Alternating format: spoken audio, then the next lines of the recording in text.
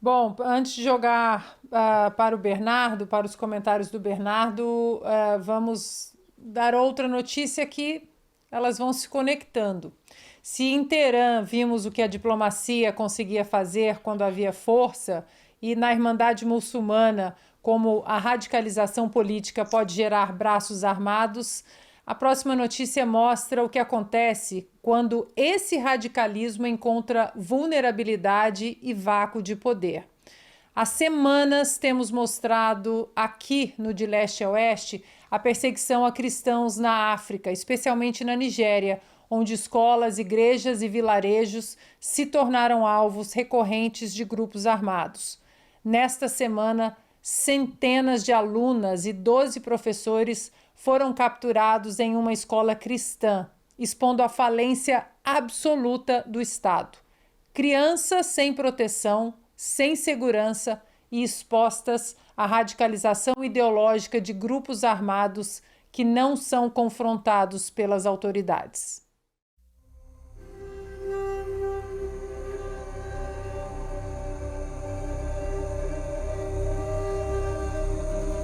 O maior sequestro escolar da história da Nigéria é um ataque que escancara não apenas a violência na região, mas a falência da garantia mais básica de qualquer civilização: a proteção de crianças em sala de aula.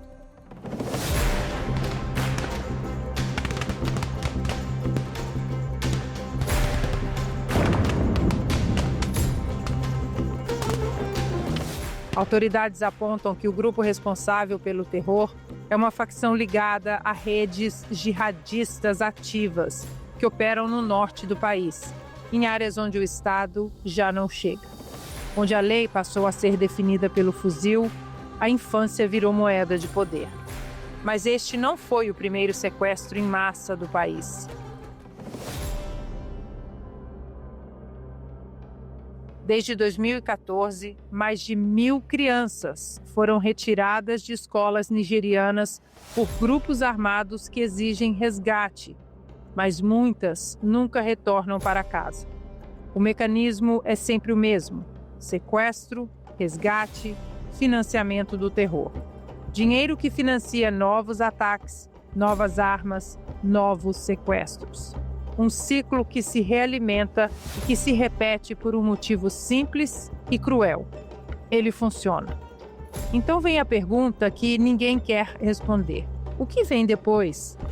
Negociação improvisada? Uma operação militar? Ou o velho e conveniente silêncio internacional? O inexplicável precisa ser dito, repetido e entendido. Mais de 300 alunas e 12 professores foram arrancados de uma escola cristã na Nigéria, uma violação direta ao direito mais elementar que existe: a infância, a educação e a vida. Quando uma sala de aula vira cativeiro, toda a humanidade falha.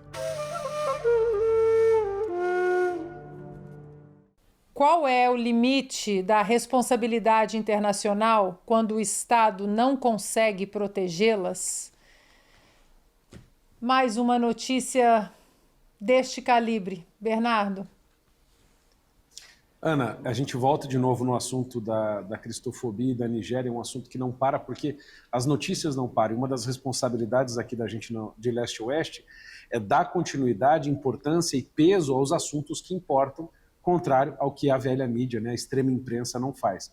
Então, a Nigéria, ela certamente tem um estado frágil. A gente não pode esquecer que a Nigéria é um país que tem uma população até um pouco maior do que o Brasil. Ela tem cerca de 212, 220 milhões de habitantes, e metade dessa população toda é cristã. Só que ela vive numa região que não é tão amparada pelo Estado, né, com fronteiras porosas, podemos dizer assim, e esses grupos islâmicos que têm perseguido fortemente a população cristã. Ana, aqui, para entender exatamente por que esses cristãos foram perseguidos, sequestrados, etc., nas escolas, a gente precisa olhar para o nome do grupo, que é chamado Boko Haram. Haram, em árabe, quer dizer pecado, uma ofensa a Deus, né, uma ofensa à lei divina. E Boko quer dizer assim, o ensino, né, ou seja, a educação errada, ou seja, uma educação que é o pecado, ou seja, eles se revoltam contra a educação que não é islâmica, contra a educação que não ensina a Sharia, contra a educação que, segundo eles, destrói o futuro perfeito que eles imaginam sobre o califado universal, idealizado pela Irmandade Muçulmana, de que falava o Morgenstern no comentário anterior. Então, ele foi criado, como a gente sabe, em 2002, pelo Mohamed Yusuf, o Boko Haram, que também é filho da Irmandade Muçulmana, seja direto ou indiretamente, mas o objetivo de destruir escolas, então, eu digo, é porque eles consideram a educação ocidental como uma perversão. Assim como a gente principalmente entende de mulheres. o wokeismo, exato, de mulheres, né? Assim como a gente entende o wokeismo, ideologia de gênero, essas coisas, porque elas destroem as pessoas, né? E podem pervertê-las, né? Claro que a analogia aqui é um pouco falha, mas para entender, né? Eles veem aquilo como se fosse uma coisa horrível que vai destruir, como se fosse a sexualização de crianças, né? Uma coisa que tem que ser proibida. Nós fazemos isso por lei, por meio do ensino, do alerta às pessoas. Não, como é que eles fazem? Não, sequestra todo mundo. Se ninguém negociar a libertação dessas pessoas, as crianças a gente mata, ou casa, ou violenta sexualmente, e as mulheres também. Nós casamos com elas, usamos sexualmente, ou viram escravas, né, como é muito comum nesses países. Então, é uma lógica coerente com a ideologia do Boko Haram, né? Atacar crianças cristãs acaba com o futuro do cristianismo na Nigéria. Ou seja, é disso que nós estamos falando, ou seja, e dominar este território onde o Estado falha e impor a Sharia pela força é o que eles estão fazendo. E mais um comentário rápido, Ana. Você disse, bom, o Estado falhou, né, ninguém está cuidando, o que a gente faz? Bom, surgiu uma opção recentemente do Eric Prince, que é o fundador da Blackwater, né, que é o maior exército privado do mundo, em que ele ofereceu para o Santo Padre, o Papa Leão XIV, outro dia no Twitter, a possibilidade de financiar o exército privado que ele tem para fazer a segurança dos cristãos na Nigéria. Eu não sei se é o mais adequado para fazer, mas o Estado nigeriano não faz. O Trump pressionou a Nigéria e a coisa não está mudando. Ou seja, daqui a pouco nós vamos ter que criar uma liga cristã que financie um exército privado para proteger essas pessoas, porque a coisa está ficando insustentável. Vai ter que ser agora uma cruzada, não com cavalos, mas com helicópteros. E tudo isso diante do silêncio, né? Do Ocidente, da velha imprensa. Sim. Bom, vocês dois me deprimiram.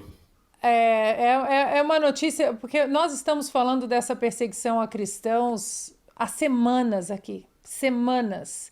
E nós não estamos falando sempre da mesma coisa de semanas atrás. Toda semana agora é uma notícia dessa e vamos continuar jogando luz nisso. Vocês podem ter certeza, vocês da audiência também podem ter certeza.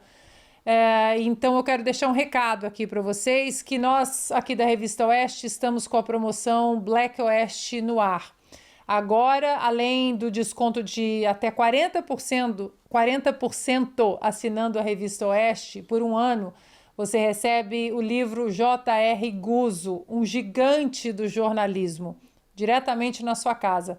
Mestre Guzzo, claro, foi um dos fundadores da Revista Oeste, faleceu em agosto deste ano, sentimos muita falta dele, mas ao assinar a Revista Oeste, você contribui para que possamos alcançar a meta de 120 mil assinantes. Daqui a pouco vamos virar Oeste TV também, e assim nós continuaremos a expandir nosso conteúdo, inclusive programas como este, para levar o melhor do mundo, o melhor das notícias com qualidade para cada vez mais pessoas. Para assinar é simples, é só apontar a câmera para o QR Code que está aqui na tela ou acessar revistaoeste.com/assine. E se você preferir, você pode enviar uma mensagem também para o nosso WhatsApp que está aqui na tela. Aqui já deixo também o nosso agradecimento, que é por causa da sua assinatura que continuamos aumentando a grade de programas da Revista Oeste. Faça já a sua assinatura e receba esse livro maravilhoso do nosso querido Mestre Guzzo em casa. Contamos com você.